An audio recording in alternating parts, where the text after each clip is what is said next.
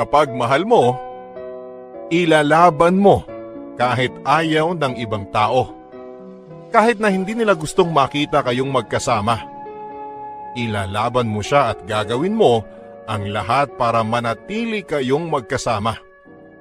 Pero paano nga ba kung ang taong nasa paligid ninyo ang siyang nagpupumilit na ihiwalay ang pagkakahawak mo ng kamay sa kanya dahil pakiramdam nila hindi kayo nararapat para sa isa't isa?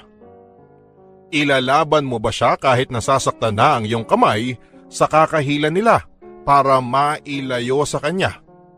Alamin natin kung bumitaw ba si Loisa sa kamay ng minamahal niya. Si Loisa na bida ng ating kwento ng pag-ibig, buhay at pag-asa. Dito sa Barangay Love Stories.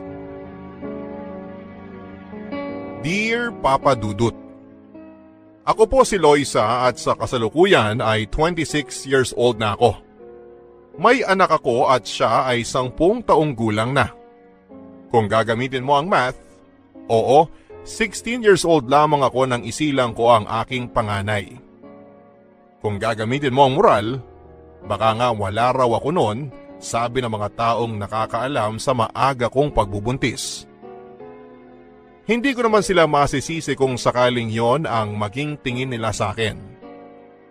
Maaga akong nagpadala sa tukso at maaga akong nagpaniwala sa mga pangako ng lalaking nakabuntis sa akin. Siya nga pala si Brandon, ang aking first boyfriend and first love. Ginamit niya ang kawalan ko ng kaalaman at experience sa pag-ibig para maisuko sa kanya ang aking katawan. Ganito kasi ang simula naming dalawa. Noong ako ay nasa edad 15 ay nakilala ko si Brandon. Mas matanda ito sa akin ng 5 taon. Miyembro ako ng cheerleading group sa high school at si Brandon naman ay isang dance instructor ang napili ng aming cheerleader advisor na magturo sa amin para sa gaganaping foundation day sa aming school. Gwapo si Brandon at halos lahat ng miyembro ng aming team ay may gusto sa kanya. Hindi na rin ako magkakaila, Papa Dudut. Pati po ako ay nabighani sa kanyang simpatikong itsura. Itim na itim ang kanyang bagsak na buhok, may dimple ito sa kaliwang pisngi, maputi, payat at matangkad. Ang mga mata nito, para kang mahuhulog kapag titingin ka rito. Napakalalim at punong-puno ng mga salita. Ang mga ngipin nito na kasing puti ng perlas sa kailaliman ng dagat ang siyang nagdagdag hina sa aking mga tuhod. Kaya nga laking tuwa ko nang ako lamang ang binigyan niya ng atensyon sa aming lahat. Pakiramdam ko, Papa Dudut, ay napakaganda ko ng mga oras na yon. Pakiramdam ko ay ako ang reyna sa sarili kong mundo. Kaya nga halos saksakin ako ng matalim na tingin ng mga kamag-aral ko noon, lalo na ang cheerleader namin. Pero wala akong pakialam dahil para sa akin, ako ang gusto niya. Ako lang at wala ng iba. Nang matapos ang kontrata nito sa aming team ay inaya ako nitong lumabas. Libre daw niya ako ng ice cream at mangga. Parehong paborito ko. Umuo kaagad ako. Hindi ko na kailangang pag-isipan pa ang sagot ko dahil kitang-kita naman siguro na talagang gustong-gusto ko siya. Naging masaya ang date na yon para sa akin. Pinasyal niya ako sa park, sa swing at sabay kaming nagpaligsahan kung sino ang may pinakamataas na mararating. Lagi akong panalo. Halata namang pinagbibigyan lang niya ako. Nakakakilig tuloy. Ilang beses siguro kaming lumabas-labas bago nito sabihing gusto niya ako talaga. Nung umamin ito ay agad ko na siyang sinagot. Bakit kailangan pang patagalin gusto ko rin naman siya, hindi ba? Nagsimula na ang aming relasyong dalawa. Punong-puno, Papa Dudut, ng paru-paro ang paligid sa tuwing magkasama kaming dalawa. Akala mo ay lagi kaming nasa cloud 9 kapag magkasama kami. After class ay sinusundo na ako nito para mamasyal. mag-date, mag-mall at minsan kapag wala ng parents niya ay sa bahay niya kami tumatambay. Hindi alam ng magulang ko ang tungkol sa amin dahil panigurado ay kukontrahin nila ako dahil higit na matanda sa akin si Brandon at hindi pa ako tunay na dalaga. Nasa high school pa lamang ako at priority ko ang pag-aaral na naging problema na ngayon dahil sa madalas kong ang kasama si Brandon ay napapabayaan ko na ang aking pag-aaral. Kapag tinatanong ako ng aking magulang kung ano ang nangyayari, ay sinisisi ko na lamang ang pag-cheerleading. Kaya naman pinilit akong pahintuin ang aking ina dito. Isa na namang problema dahil hindi naman cheerleading talaga ang dahilan kung bakit ako lumalagapak sa klase. Ngayon, nadamay pa sila. Kailangan ko nang maibalik sa dati ang pag-aaral ko. Kung hindi ay mauubusan ako ng isisisi sa aking mga magulang kung bakit ako bumabagsak. Sinubukan ko namang mag-aral muli ng maayos.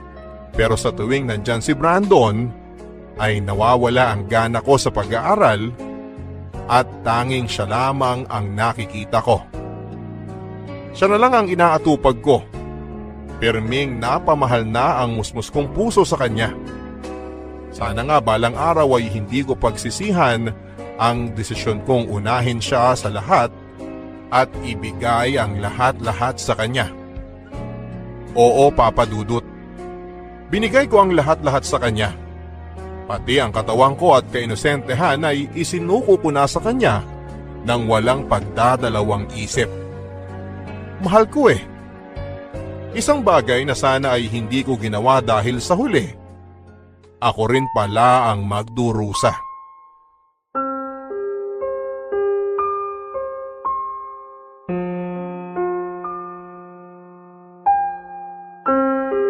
Paanong buntis ka?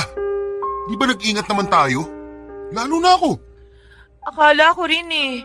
Ginawa naman natin lahat pero kasi... Sigurado ko ba sa sinasabi mo? Baka naman... Hindi na nga ako dinatnan mula pa nung nakaraang buwan. Pangalawa na ngayon. Never nangyari sa akin to, Brandon. Baka naman na-delay ka lang. Kapupuyat natin. O baka naman may kinain ka nagpaurong sa buwan ng dalaw mo. Hindi naman nakakaapekto ang pagkain sa dalaw, Brandon. Anong di nakakaapekto? Huwag mo nga akong gawing bobo. Hindi ko naman sinasabi yun eh. Ang sa akin lang, sigurado akong buntis ako. Hanggat wala kang matibay na patunay na buntis ka nga, hindi ako maniniwala. Ito, Ano yan? pregnancy test. O tapos, Positive. ang labo naman, Lois eh. Paano to? Inikot mo ako eh. Paanong pinikot? Eh higit sa lahat, ikaw ang may pinakagusto nitong mangyari. Huwag mo sa aking isisi to. Paano ako nakakasiguro sa akin yan? Ano? Paano ako nakakasigurong hindi ako nasalisihan? Ano bang pinagsasasabi mo dyan? Naniniguro lang ako. Aba malay ko ba kapag hindi tayo magkasama eh, may ibang lalaki na sumasalisi sa'yo. Huwag mo nga akong pagbintangan ng ganyan. Alam mo na lagi tayong magkasama. At ikaw ang nakauna sa akin. Wala akong iba at ikaw lang ang mahal ko. Hindi. Hindi pwede to. Ayoko. Anong ibig mong sabihin? Hindi ko paninindigan yan. Ayoko ng anak.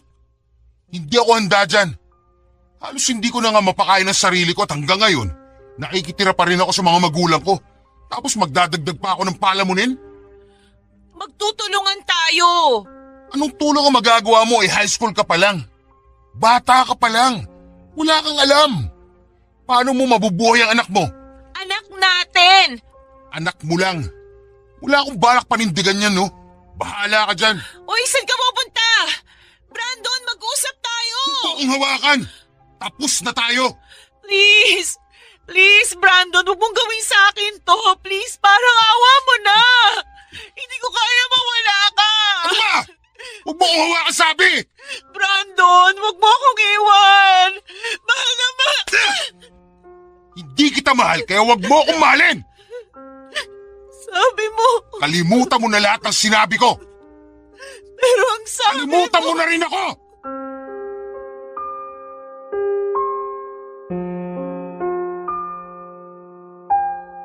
Parang gumuho ang mundo ko nang hiwalayan ako ni Brandon. Para akong sinaksak ng punyal sa dibdib habang pinagmamasdan ko siyang lumayo sa akin. Hindi ko maintindihan kung bakit kailangan niyang tapusin ang lahat sa amin, hindi ba mahal niya ako? Iyon ang sabi niya sa akin. Kaya ako nga ibinigay sa kanya ang katawan ko kasi alam kong mahal niya ako kaya hindi ko na kailangang matakot na isuko yon sa kanya. Iyak ako ng iyak noon dahil naghahalo ang sakit sa aking dibdib at sa aking sinapupunan. Paikot-ikot ako noon sa town at hindi alam kung saan ba pupunta. Gutom na ako noon at padilim na ng padilim, pero imbis na umuwi ako ay hindi ko yung ginawa dahil sa takot na harapin ang aking mga magulang. Pihadong magtataka ang mga yon sa pamumugto ng aking mga mata. Sasabihin ko ba sa kanila ang totoo? Na kaya namumugto ang aking mga mata ay dahil sa kakaiyak dahil iniwan ako ni Brandon na boyfriend ko at nabuntis ako. Kaya ko bang tanggapin ang magiging reaksyon nila? Alam kong hindi na ako makakatakas pa sa sitwasyon ko. Kaya nang dumilim na ay umuwi na ako. Bahala na ang sabi ko. Kung mapansin man nila ay sasabihin ko. Diyos ko, sana ay matulungan mo ko.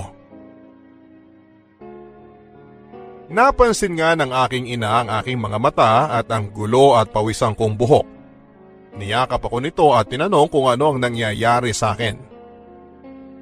Akala ko noon ay hindi ko magagawang sabihin ang totoo pero nang tumitig ako sa mga mata ni Mama, doon ay sinabi ko na ang lahat.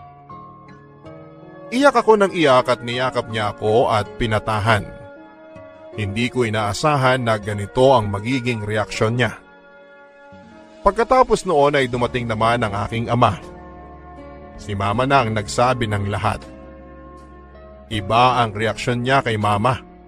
Nagalit ito pero hindi niya ako sinaktan. Nang mailabas na nito ang lahat ng galit niya sa pamamagitan ng mga salita, ay lumapit ito sa akin at niyakap ako. Pinulungan ako nito. Susuportahan daw niya ako at hindi nahahayaang pang makalapit sa akin ng lalaking nakabuntis sa akin. Magpakatatag daw ako. Dahil doon ay umiyak na naman ako ng umiyak. Minalas man ako sa lalaking minahal ko, Papa Dudut. Alam ko namang swerte ako sa aking mga magulang na binuhusan ako ng pagmamahal. Sapat na yon para malaman ko kung gaano ako kamahal ng Diyos.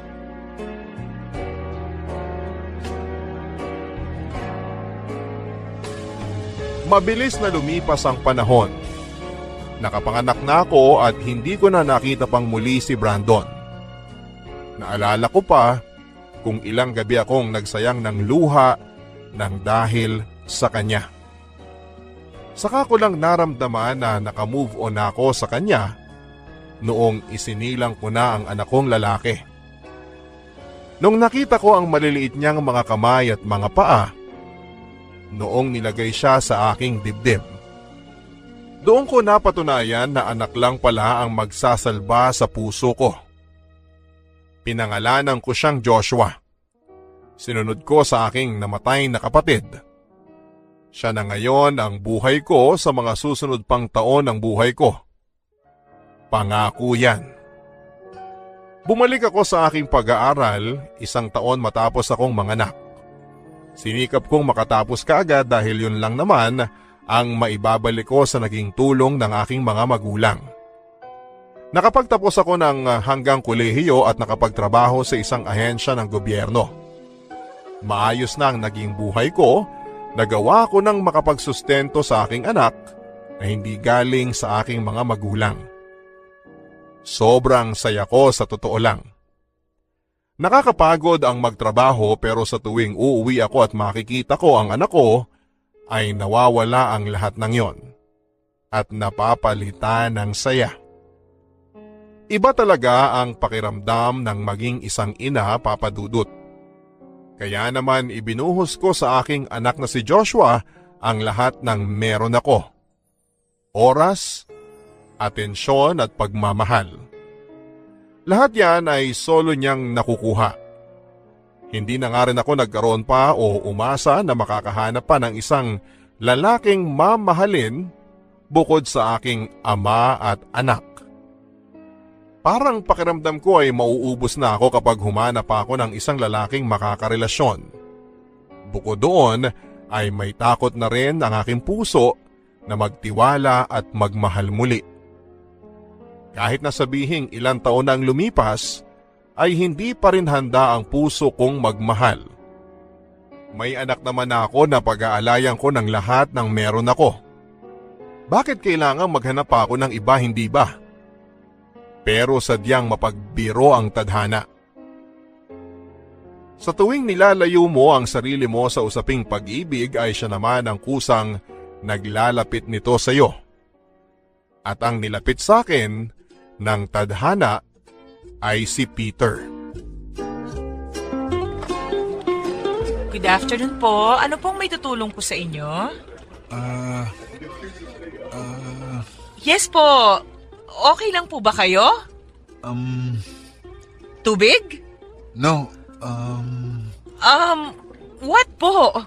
sorry, medyo ano kasi. Wait lang po O ito juice. Mukhang kinukulang ka na ng sugar sa katawan eh. Mukhang nangihina ka na. Thank you, Miss. Loisa, Yes, Loisa. Ano, yan na naman tayo eh. sorry, ang ganda mo kasi. Ano yun? Juice? Ha? Sa'yo na lang tong juice. Mukhang ikaw naman yung kinulang sa sugar. Ay, hindi. Sa'yo na yan. Nahawakan mo na eh. Porke ba nahawakan na ng iba, di na pwede? Ay, hindi naman. Ano ba kasing may tutulong ko sa'yo? Humahaba na kasi yung pila oh. Yes, sorry. Man, you're so beautiful. Hindi to linya para sa pick-up lines ha? Alam ko, nagandaan lang kasi ako sa'yo. Sir? Peter na lang. Sir Peter, nasa trabaho kasi ako ngayon. Kaya please, wala akong oras sa mga sinasabi mo tungkol sa itsura ko. Ano nga ulit ang kailangan mo? Business permit para sa negosyo kong milk tea. Okay. Ito ang kailangan mong i-process para mag-grant ang business permit na kailangan mo. I-check mo na lang lahat ng kailangan dyan ha. Tapos punta ka dun sa window 22. Tapos ipa-verify mo lahat ng details na may susulat mo dito at sila rin na magbibigay ng ibang instructions sa'yo. May tanong pa po ba kayo, sir? Yes. Ano po yon? May boyfriend ka na ba?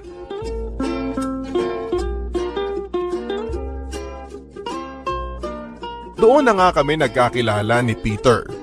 Paulit-ulit itong bumabalik sa trabaho ko kahit tapos na ngang makuha ang business permit niya.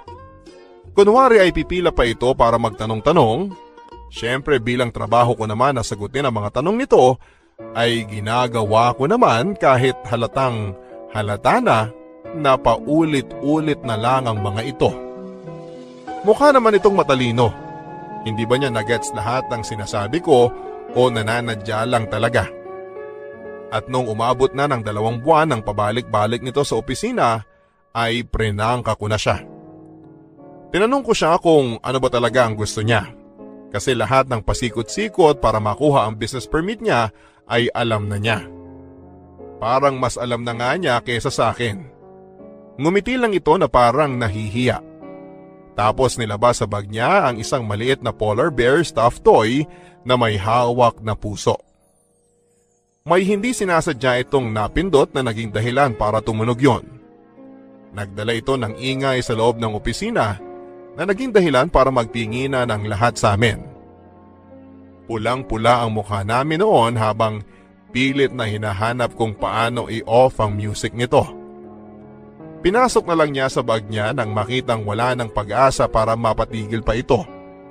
At tinanong kung pwede raw ba niya akong sunduin mamayang uwian. Dahil sa pagkataranta dahil sa ingay ng stuffed toy na yon ay umuo na lang ako para umalis na siya. Napatalon pa ito sa tuwa bago ko siya pinaalis sa pila. Nakangisi ang mga katrabaho ko sa akin, ako naman ay hindi pa rin nawawala ang pamumula sa pisngi ko. May mga nagtatanong sa pila kung boyfriend ko raw ba siya, tumanggi ako. Parang sila patong kinikilig dahil gwapo daw si lalaki. Bagay daw kaming dalawa. Well, hindi ko naman maikakailang gwapo nga siya, Papa Dudut. Makapal ang kanyang itim na kilay at mahaba ang mga pilik mata. Malalim ang mga mata at matangos ang ilong. Maputi ito at hinuhulaan ko pa rin kung may lahi nga ba ito. Siguro meron kasi may freckles ito sa pisngi. Gwapo nga talaga. Kaya nagtataka ako kung bakit interesado siya sa akin. Wala ba siyang ibang makita? Meron naman ang daming magaganda sa mundo at kung inihalo ako sa kanila, hindi mo ako mapapansin. Putlain ako at payat. Hanggang balikat ang unat na unat kong buhok. Hindi rin ako masyadong nagmi-makeup kaya mukha akong laging may sakit. Ang sabi ng nanay ko ay mag-lipstick naman daw ako pero hindi kasi ako komportable. Lalo na't sa lasa na naaamoy ko pa kapag nagsasalita ako. Ayoko. Siguro hindi lang talaga ako sanay. Nang sumapit na nga ang uwian ay nakita ko siyang naghihintay sa labas ng opisina. Tinanong ko kung dala ba niya ang stuffed toy na dala niya kanina. Tumawa ito at sinabing pinamigay na niya sa batang nakasalubong niya. Ewan ko ba, Papa Dudut, pero habang naglalakad kami palabas ng opisina ay hindi ko maiwasang makaramdam ng kakaiba.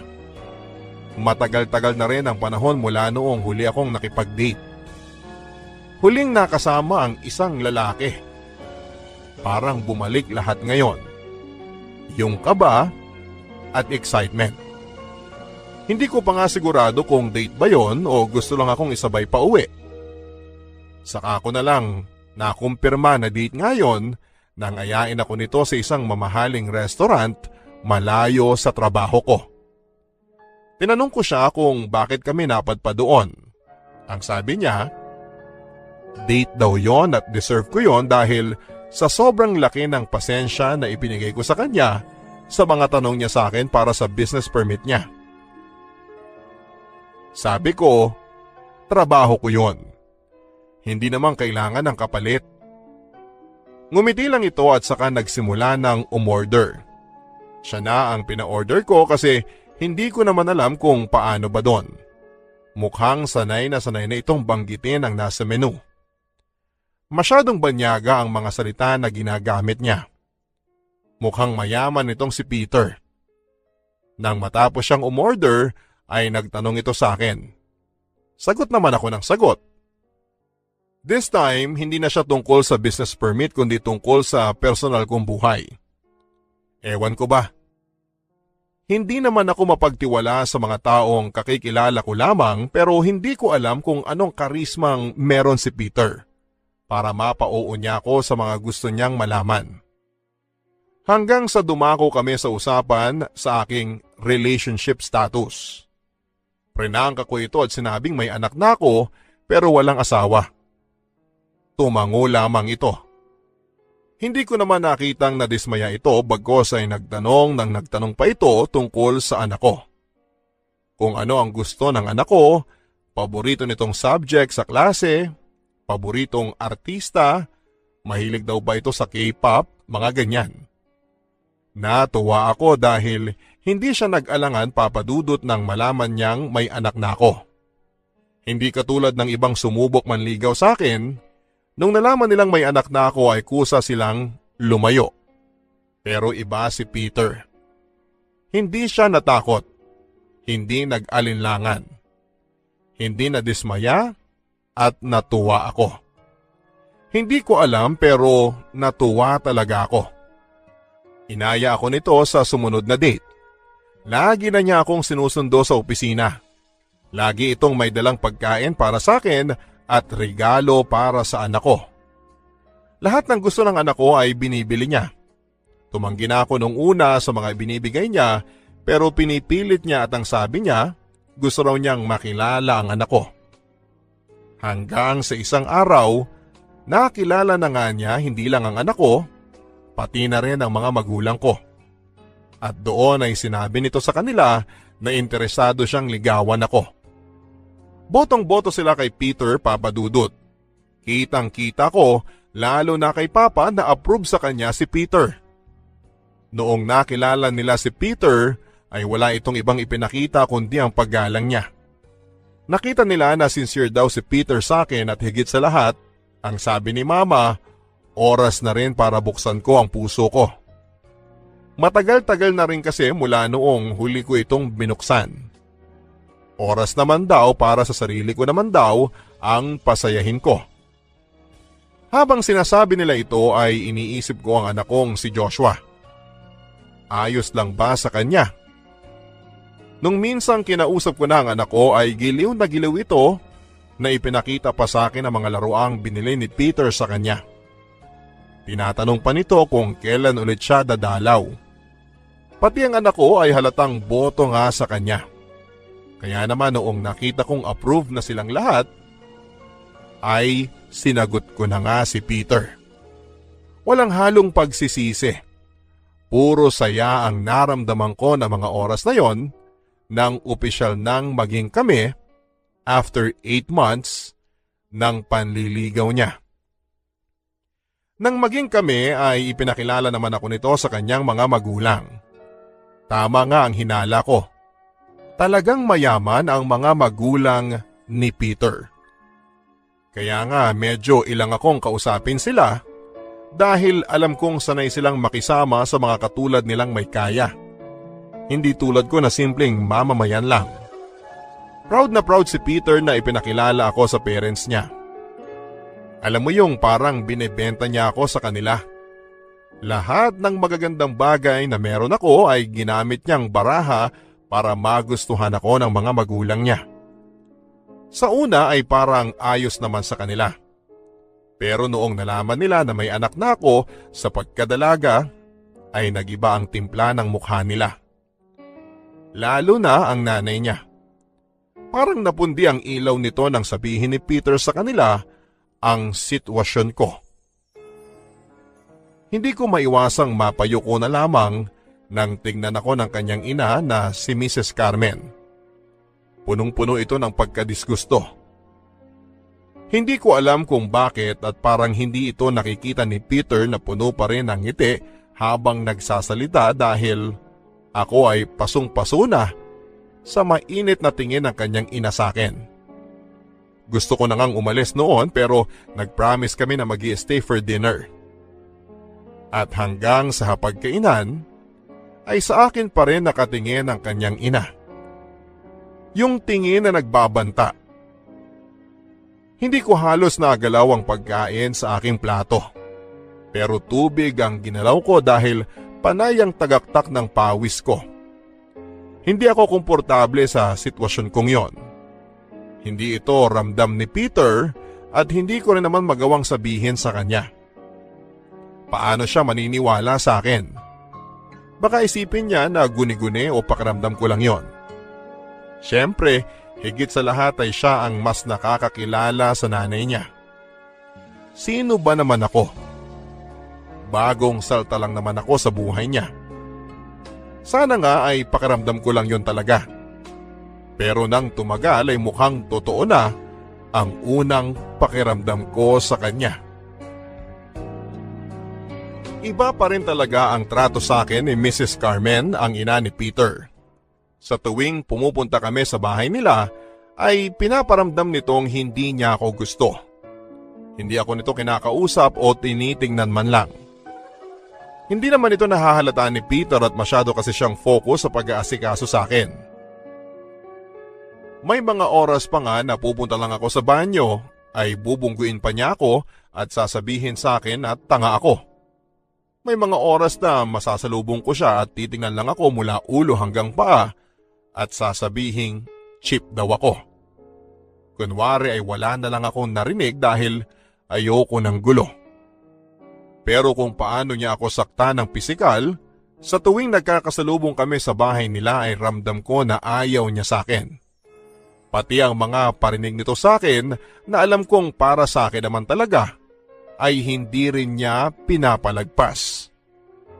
Hanggang isang araw, nagdadahilan na lang ako kay Peter sa tuwing gusto niya akong idala sa bahay nila.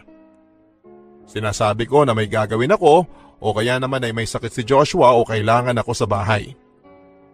Minsan sinasabi ko sa bahay na lang kami. Kapag nagtataka siya, ay bigla kong irarason at tinatamad na kasi akong pumunta doon. Naiintindihan naman niya kasi may kalayuan ang bahay nila sa amin. Pero ang pagrarason na ito ay may hangganan. Nang makaramdam ito na talagang ayaw ko nang pumunta sa kanila ay nagtanong ito. Ano raw ba ang problema? Sinabi ko sa kanya ang katotohanan, Papa Dudut. Ayokong maglihim kay Peter. Di rin maganda na itatago ko ang nararamdaman ko dahil kung sakaling kami man ang magkatuluyang dalawa ni Peter, balang araw ay kailangang alam na nito ang nangyayari para agad mabigyan ng solusyon. Sinabi ko sa kanya ang mga napansin ko at lahat-lahat hanggang sa maliliit na detalye ay hindi ko pinalagpas. Nakinig naman ito pero hindi ko alam kung ano ang takbo ng utak niya. At nang matapos na ako magkwento ay siya naman ang nagsalita. Tama nga ang hinala ko. Hindi ito naniwala at sinabing pakiramdam ko lang daw yon dahil hindi naman kami magkakilala pa ng husto. Ang solusyon na nakikita pa nito ay makipagbanding pa ako sa nanay niya. Huwag daw akong lumayo. Ang sabi ko ay hindi ko na kaya pero sabi niya ay dapat ko raw gawin dahil mabait daw ang ina niya. Hindi na lamang ako umimik noon. Aaminin ko na nasasaktan ako dahil hindi niya ako pinaniwalaan pero ano bang laban ko karelasyon ko lang siya, hindi ba? Nanay niya yon. Kaya tumahimik na lamang ako at alam kong nahalata niya yon kaya nagplano ito ng gagawin para matigil na ang issue sa kanyang ina. Papa Dudut, inaya niya ako makipag-live-in sa kanya. Tumira na raw ako sa kanila. Papatunayan daw niya na iba ang pagkakakilala ko sa nanay niya. Tumanggi ako at natatakot ako. Ayoko. 1 taon pa lang kaming mahigit, baka mas lalo itong magalit sa akin. Pero sinabi ni Peter na bigyan ko raw ng chance ang plano niya. Hindi ko alam, pero parang ayoko. Nang makita nitong tahimik lamang ako ay may dinagdag pa siya sa plano niya. Isama ko raw si Joshua para komportable ako. Napatingin na lamang ako kay Peter. Seryoso ba siya? Isasama niya ang extra baggage ko sa bahay nila? Sabi niya, siya na raw ang bahala sa lahat. Aampunin niya ang anak ko. Siya na raw ang magiging ama. Luhang-luha ako noon habang sinasabi niya ang mga plano niya. Hindi lang para sa akin kundi para sa anak ko. Sa isip ko ay napakaswerte ko para tanggapin ng ganito ang anak ko ng lalaking minamahal ko. At dahil sa sobrang ligaya ay pumayag ako. Bahala na. Masyado akong binulag ng saya kaya hindi ko na pinag-isipan pa kung ano ang masamang epekto nito para sa akin.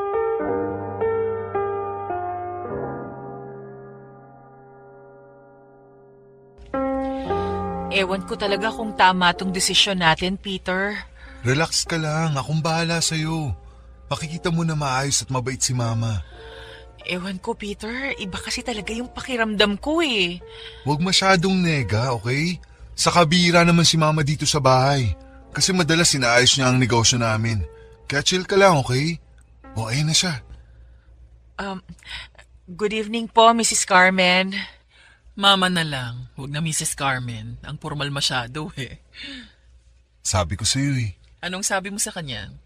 Sabi kasi niya, pakiramdam daw niya ayaw mo sa kanya. Peter! Ako, ayaw sa'yo? Naku, bakit mo naman naisip yan?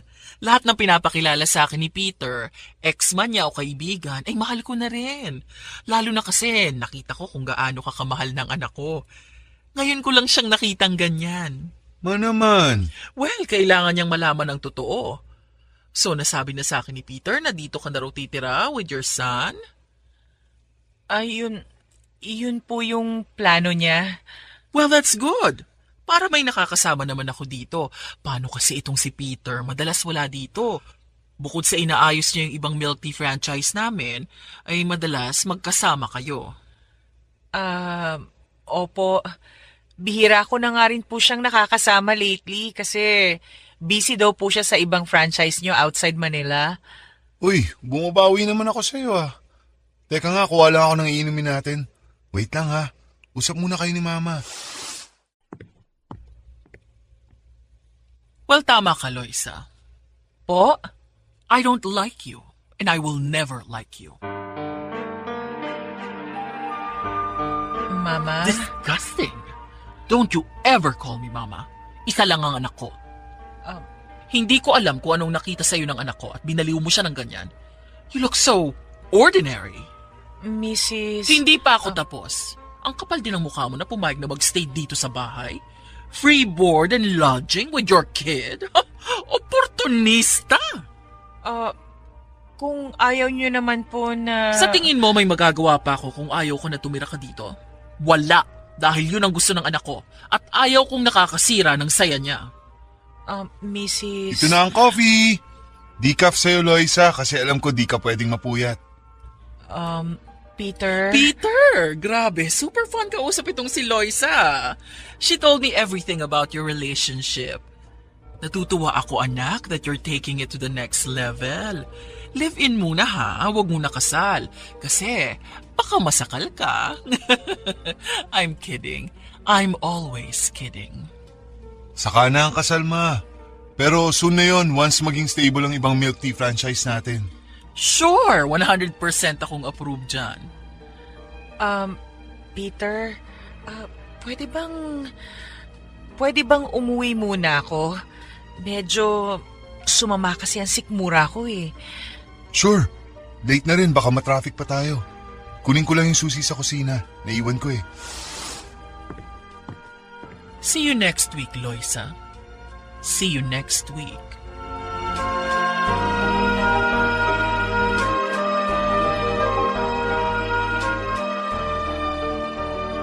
Hanggang sa pag-uwi ay hindi ko makalimutan ang mga sinabi ng nanay ni Peter sa akin. Hindi ko ito binanggit kay Peter. Hindi ko rin naman alam ang mga sasabihin sa kanya.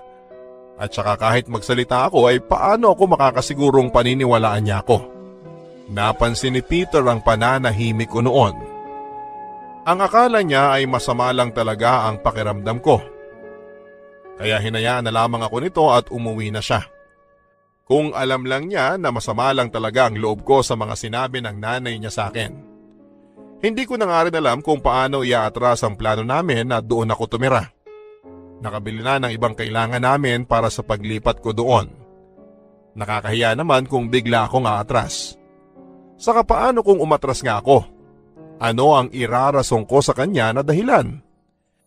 Hindi pwedeng sabihin na yon ay tungkol sa ina niya dahil baka pagmulan pa ng away namin. Gulong-gulo ako. Tama ba itong pinapasok ko? Nang sumapit ang gabi bago ako lumipat kina Peter ay tinulungan ako ng aking mama na mag-ayos ng ibang mga natitirang gamit namin ni Joshua.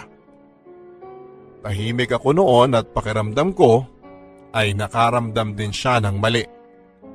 Sinubukan ako nitong tanungin pero umiling ako at ang sabi ko ay ayos lang ako. Ayaw niyang maniwala.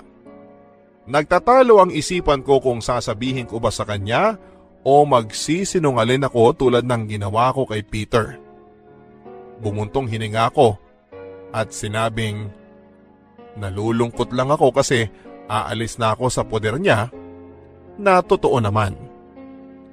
Niyakap ako nito at umiyak siya. Nahawa ako at nakiiyak na rin. Marami itong binilin habang nakayakap sa akin hanggang sa dumating na nga si Papa at Joshua galing sa pamamasyal. Nakiyakap na rin tuloy sila kahit na hindi nila alam kung ano ang nangyayari. Napatawa na lang kami ni Mama. Kahit papaano ay gumaan ng loob ko At kahit papaano ay nawala na ang pangamba ko sa paglipat kong yon kina Peter.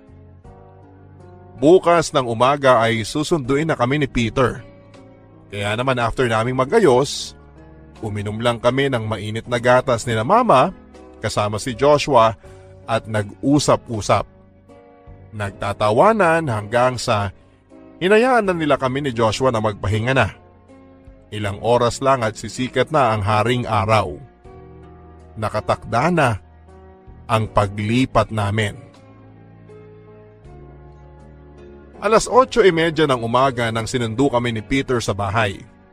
Nagpaalam na kami kina mama at papa na bakas pa rin ang lungkot sa mga mata nila pero pilit na nagpapakatatag para hindi na kami magdalawang isip na umalis.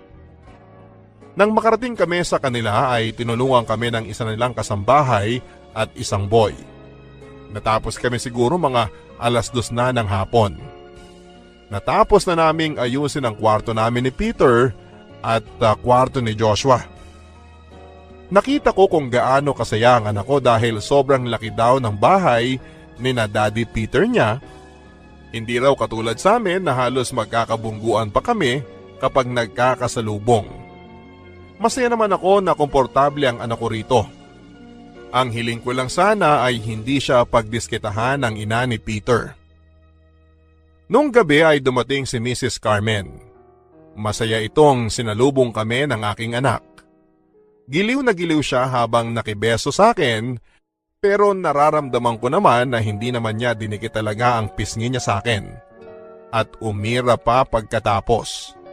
Pinisil-pisil nito ang pisngi ng aking anak. Ang sabi niya ay ang cute-cute daw ng anak ko. Kaya gigil na gigil siya pero sa totoo lang ay parang sinasaktan na niya. Hinila ko na lang ang anak ko nang mapansin kong nasasaktan na siya. Hindi naman nakahalata si Peter. Sabay-sabay kaming nag-dinner noon at ang saya-saya ni Mrs. Carmen. Hindi ko alam kung totoo ba to o tulad ng dati ay kunwari lang. Nang umalis sandali si Peter para iayos ang parking ng sasakyan niya dahil dumating na ang tatay niya, ay saka ko nakumpirma ulit ang masamang ugali ni Mrs. Carmen. Lumapit ito sa akin. Tumabi sa akin. Inuubos ko na lang ang natitira kong ulam sa plato. Pagkaupo nito ay pinisil nito mula sa ilalim ang hita ko na may halong kurot. Binulungan din ako nito ng isang malutong na mura. Tumingin ako kay Joshua mula sa aking harapan at mukhang hindi naman niya narinig. Hindi ko alam ang isasagot. Kinurot ulit ako nito at sinabing gagawin niyang impyerno ang buhay ko at ang anak ko. Napatingin ako sa kanya. Damay ang anak ko? Pinigilan kong huwag maluha, Papa Dudut. Mabuti na lang at bumalik na kaagad si Peter. Tumabi ito sa akin at umalis na si Mrs. Carmen. Tinawag na ang kasambahay niya para magligpit na ng kinakainan naming lahat. Hindi pa tapos kumain ang anak ko noon at parang gustong magprotesta pero tinignan ko ito at umiling. Kaya naman wala nang nagawa pa ang anak ko kundi ang uminom na lamang ng tubig. Lumapit ako sa kanya at nilinisan ang kanyang mga kamay. Umakyat na rin si Peter after niyang maglinis ng mga kamay. Magsha-shower muna daw ito sa kwarto namin, sunod na lang ako ang sabi ko. Habang tinutulungan ko si Joshua na maglinis ng kamay at bibig, ay lumapit ako sa kasambahay nila at tinanong kung kumusta ba ang trato sa kanya ni Mrs. Carmen. Tumingin lang ito sa akin at hindi sumagot. Nagpatuloy na lang ito sa pag-aayos ng mga plato. Papa Dudut, nagtuloy-tuloy ang ginagawang kasamaan sa akin ni Mrs. Carmen. Mula sa mga pagmumura kapag nakikita ako nito, tatapakan ang mga paa ko at hihilahin ang buhok ko kapag nasasalubong ako nito sa kusina at walang nakakakita. Tiniis ko ang lahat ng mga ito. Hindi ko na rin siya matingnan sa mga mata dahil pakiramdam ko ay masusunog ako sa mga tingin niyang yon. Mabuti at hindi niya pinagdidiskitahan ng aking anak dahil hindi ko alam kung ano ang pwede kong magawa sa kanya kung sakaling may gawin itong masama sa anak ko.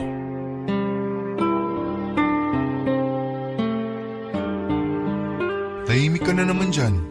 May problema ba ulit? Wala naman. Kilala kita. Di ka ba masaya dito? Masaya. Masaya kasi nandito ka, kasama kita. Yun naman pala eh. Bakit ganyan ka? Madalas nakatulala ka na parang laging takot. Wala. Naninibago pa rin siguro ako dito sa bahay. Alam mo yun, parang kuting na dinala sa ibang bahay. Natatakot na baka saktan siya. Di ka kuting at di kita sasaktan dito. Walang pwedeng manakit sa'yo dito. Huwag masyadong mag-isip ng ganyan ha. Alam ko naman yun eh. Iba lang kasi yung pakiramdam talaga. Aya mo na, mawawala rin to. Masasanay din ako. Oo naman. Masasanay ka rin. Saka mag-aapat na buwan ka na rito. Kaya konting tiis na lang siguro ha. Mukha namang masaya dito si Joshua eh. Tuwang-tuwa nga dito ang anak mong yun eh. Takbo ng takbo kung saan-saan. Mukhang giliw na giliw din sa kanya si Mama kasi lagi niyang kinukurot ang matabang pisngin niya eh. Pero sana wag naman niyang diinan para hindi siya masaktan. Di naman siguro. Ganun naman tayo kapag nanggigigil, di ba? Kala natin nasasaktan na natin yung pinanggigigilan natin pero di naman pala. Ay, Oh, bakit? wala. May problema eh. Wala. Kilala kita. Peter, paano kaya Paano kung ano? kung bumalik na lang kami ni Joshua sa amin? Ha? Bakit mo naman gagawin yun? Di ka ba masaya dito? Uulitin ko, masaya naman ako eh. Pero kasi, Andito na kayo. Pamilya na tayo. Kung ano man yung pag-aalinlangan mo, baka pwedeng tanggalin mo na. Para naman di ako nag-iisip din ng iba, okay? Please? okay. Sorry ah. Loisa, nga pala, sa susunod na linggo may trip ako papuntang Davao. Kailangan ko kasing ayusin yung mga franchise namin doon dahil di pwede si Papa. May operasyon kasi siya sa puso next month. Kaya ngayon pa lang dapat mag-rest muna siya.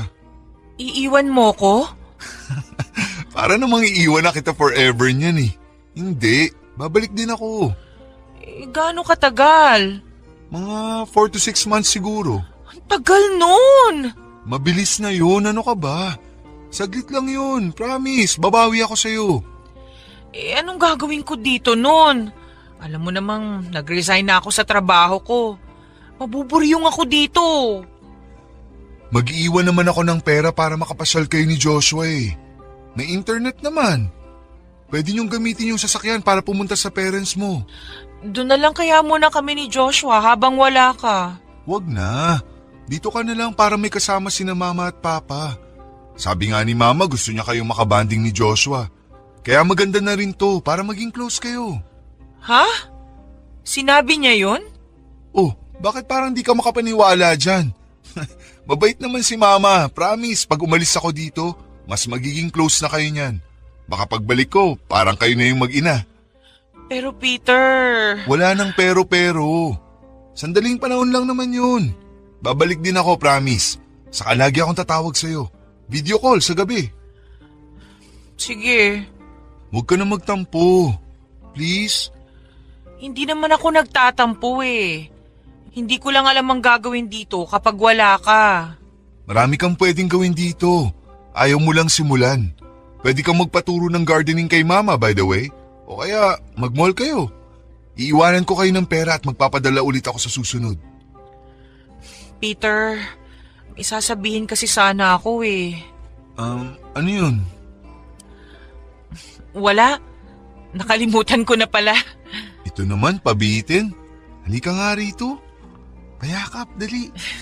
Uy, ano ba? Mamaya biglang pumasok dito si Joshua. Hindi yan, masarap na tulog nun. Oo talaga.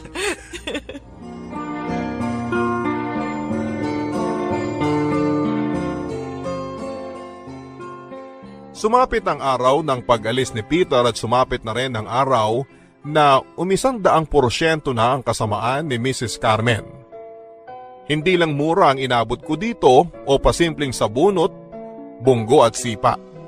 Madalas papadudot kapag nakikita ako nito ay dumudura na lamang itong bigla sa aking balikat at mukha. Tatawa ito na parang nakakatawa ang ginawa niyang yon. Walang nakakakita. Minsan pa habang nasa hardin ako at nagkakape ay bigla itong lumapit sa akin at tinapunan ng lupa ang kape ko. Nagulat ako, papadudot. Tumayo ako para umalis na pero sabi niya, tikman ko raw ang kape ko. Hindi ko ginawa. Sinigawan niya ako kaya napilitan akong tumikim. Saka siya tumawa at sinabing utu-utu raw ako. Tumatawa itong bumalik sa paghahardin niya samantalang ako ay napatakbo pabalik sa kwarto. Bakit siya ganon sa akin? Anong problema niya? Bakit hindi na makatao ang ginagawa niya?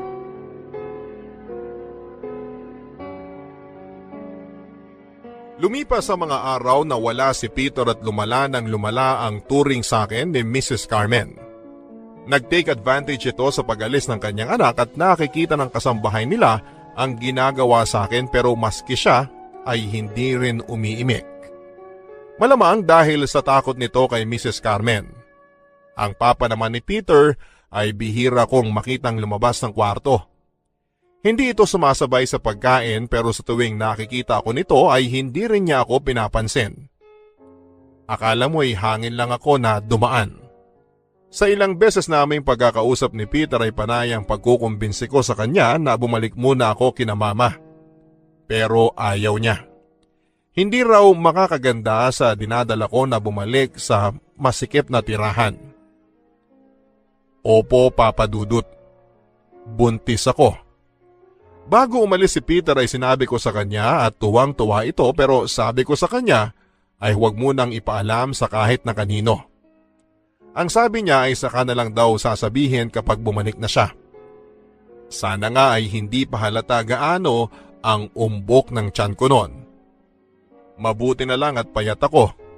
Pero papaano kung matuloy na ang 6 na buwan ni Peter sa Davao? Paano kung makita at mahalata na ni Mrs. Carmen ang tiyan ko? Ano ang magiging reaksyon nito? Panay na ang suot ko ng mga malalaki at maluluwang na shirts ni Peter para hindi mahalata ang tiyan ko. Mabuti na lang talaga, papadudot, at hindi tumaba ang aking pisngi at banga daliri. Panay na rin ang iwas ko kay Mrs. Carmen dahil baka tiyan ko ang mapagdiskitahan niya. Pero hindi nga nangyari yon. Nang makita ko nitong suot ang damit ni Peter ay nagalit siya sa akin. Wala raw ba akong ibang damit at kailangang damit pa ng anak niya ang gamitin ko? Hindi daw bagay. Mukha pa rin daw akong basahan. Hindi na naman ako umimik noon at hinawakan ko ang aking tiyan kung sakaling may gawin ito ay makakaiwas man lang ang tiyan ko. Pero mukhang hindi ko na maitatago ang sikretong ito. Dahil isang araw ay nahuli niya ako.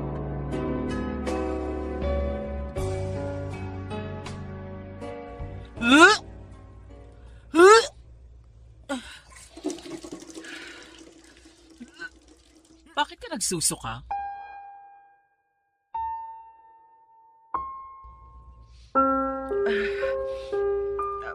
Ano po, may mali lang po siguro ako nakain kanina. 6:00 pa lang ng umaga. Hindi pa tayo nag-aalmusal. Ang aga mo namang kumain. Siguro po yung nakain ko kagabi. Kumain ka kagabi? Hindi ba sabi ko wag kang kakain sa gabi? Masyado kang matakaw. Hindi po, Mrs. Carmen. Yung tirang chichirya lang yung nung huling magkasama kami ni Peter.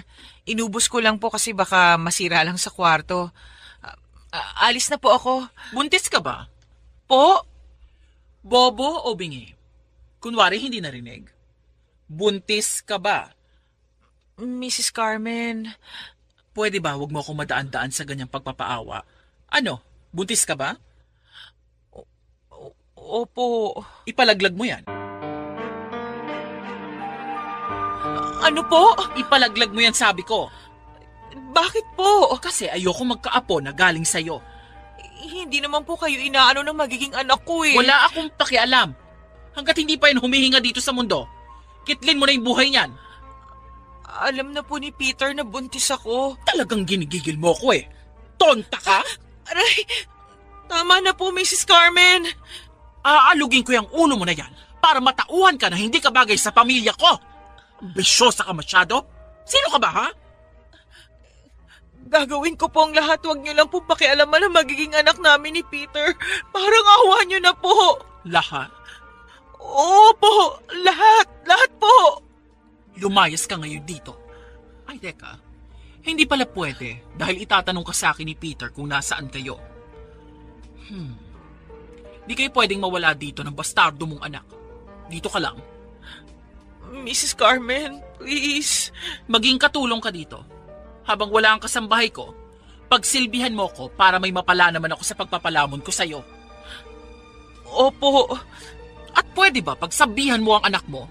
Huwag masyadong masiba. Kung lumamon, akala mo 10 baboy? Palibhasa lumaki sa hirap yung anak mo. Kaya nung nakatikim ng masarap, umaabuso. Opo. Subukan mong sumuway at magsumbong kay Peter, makikita mo. Tandaan mo, anak ko pa rin yun. Ako pa rin ang paniniwalaan niya dahil mas nakasama niya ako kesa sa'yo. Kaya subukan mo lang. Hindi po, Mrs. Carmen. Good. Umayos ka na dyan at maghanda ng almusal.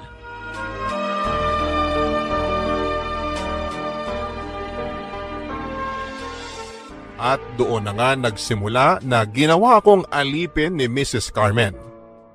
Nakita na ako ng tatay ni Peter na nagiging kasambahay na sa kanila pero parang wala itong pakialam at hindi man lang nagtatanong kung bakit ginagawa ko ang mga gawaing bahay. Iba talaga sila papadudot. Hindi ko alam kung bakit nila napapaniwalang mabuting tao sila kay Peter. O sadyang sa akin lang nila ipinapakita ang kagaspangan ng ugali nila dahil may anak ako sa pagkadalaga. Hindi ko na rin inisip yan masyado dahil mas lalo lang akong nai-stress at nalulungkot. Ayaw ko namang maapektuhan ang magiging anak ko. Mula noong nag-leave ang kasambahay nila ay doon na kami ng anak ko natutulog sa maid's quarter. Doon kami muna daw para malapit sa kusina at madaling mautusan. Nagtatanong si Joshua kung bakit kami kailangang doon matulog. Mainit daw at masikip at wala pa nga ang toys niya doon. Ang sabi ko sa kanya ay pinapagawa ang kwarto namin kasi may mga binutas ang daga. Mukha naman itong naniwala sa akin. Minsan, nagtanong din ito kung bakit ako nagwawalis, naglalaba at naghuhugas ng plato. Ang sabi niya ay hindi ko naman daw yun ginagawa dati noong andun pa ang Daddy Peter niya. Ang sabi ko na lang ay nababagot kasi ako at walang magawa kaya naglilinis na rin ako ng bahay.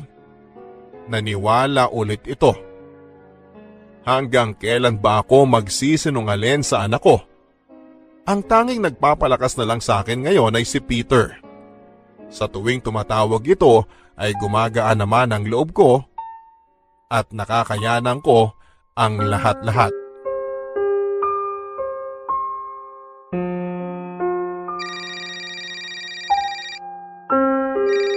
Hello, Peter? Oh, Loisa, napatawag ka. Gabi na. Di ka pa ba matutulog niyan? Patulog na rin. Naisip ko lang kasing tumawag kasi miss na kita. Miss na rin kita kung alam mo lang.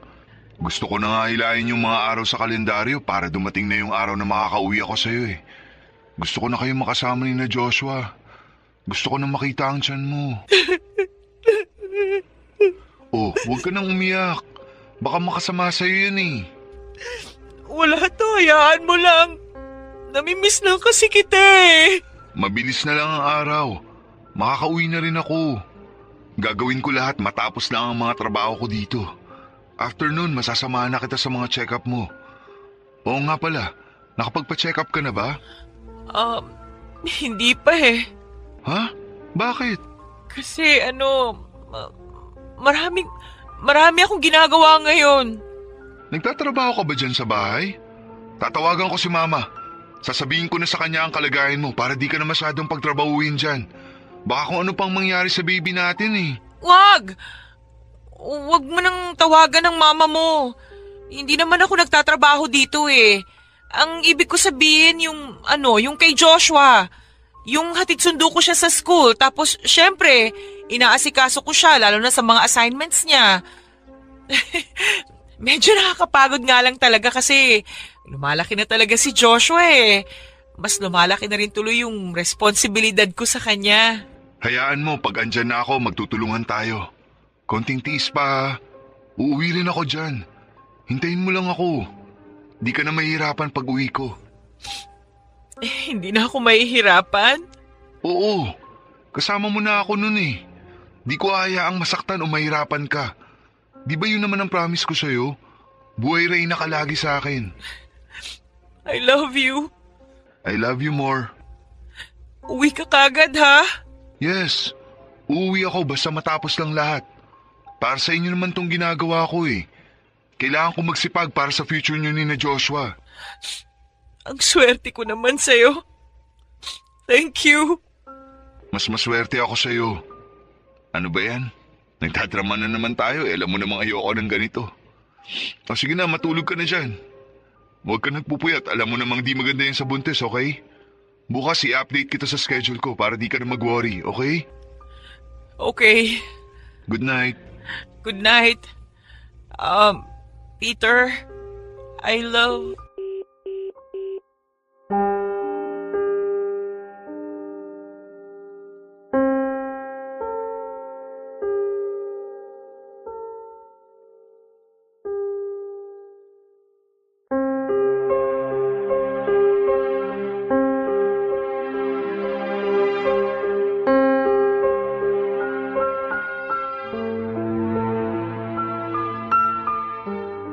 Tahimik at pigil akong umiiyak nang matapos ang tawag namin ni Peter. Hirap akong huminga sa pagpipigil kong umiyak dahil baka magising si Joshua. Pinagmasdan ko ang anak ko at kitang-kita ko itong nakasiksik sa gilid ng kama. Awang-awa ako sa kanya. Pawis na pawis ito dahil halos hindi na umabot sa kanya ang hangin mula sa maliit na electric fan ng kwartong yon. Maliit ang single bed na kama para sa aming dalawa, lalo na ngayong lumalaki na unti-unti ang tiyan ko. At mas lalong lumalaki ang katawan ni Joshua. Naisip ko tuloy na matulog na lang sa sahig para maging komportable na ang tulog ng anak ko. Naglatag ako ng kumot sa sahig at doon ay nahiga. Pasilip-silip na lang ako sa kama para ma-check kung maayos pa ang tulog ni Joshua. O baka biglang magising ito at hanapin akong bigla.